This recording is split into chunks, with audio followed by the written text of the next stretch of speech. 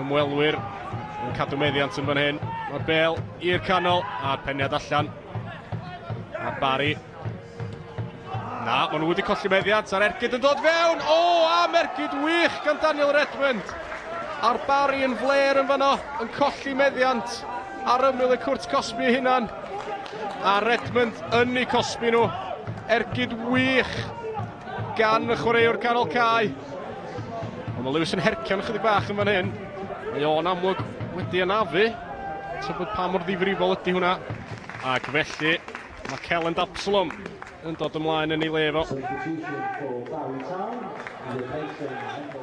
Astles i Redmond, mae ganddo fo le i droi. Mae o'n troi a mae'n bas hir allan yn chwilio am Danny Davies. Croesiad, na, mae'n ergyd, a mae hwnna'n hitio'r postyn.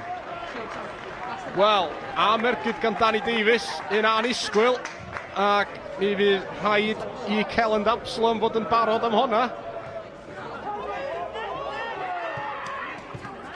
Mae'r Barry yn dod yn eto, Kane McLagan, does gynno fo ddim cefnogaeth o gwbl, ac felly mae o'n rhedeg am Astles. Mae o'n disgyn yn y Cwrt Cosby, a tro yma, mae'n gic rydd i'r Seintiau Newydd.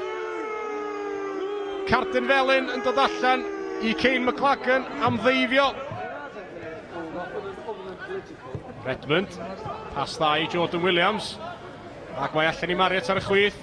Croesiad tua'r postyn pella, Absalom sydd wedi methu hi, ac mae oddi ar y llinell gan Curtis MacDonald. Mae dal yno, a'r Barry rwan yn dianc. Wel, mi oedd yna dipyn o gyfle.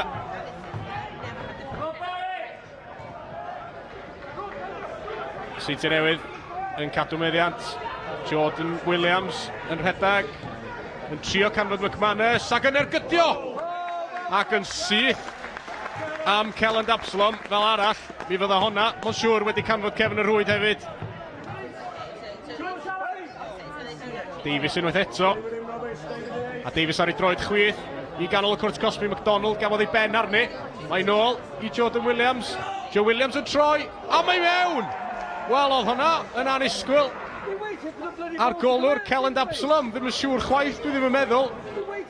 Achos mi oedd Jordan Williams droi ac ergydio cyn iddo fo sylwi bron iawn. Press allan i'r dde at McLagan, a McLagan yn ei rheoli hi. Os ganddo opsiynau, un sy'n y Cwrt Cosby! A dim ond un oedd angen arno fo! Achos mae Theo Wharton wedi cael un yn ôl i'r Barry. Ei gol gyntaf o'n y gyngrair y tymor yma.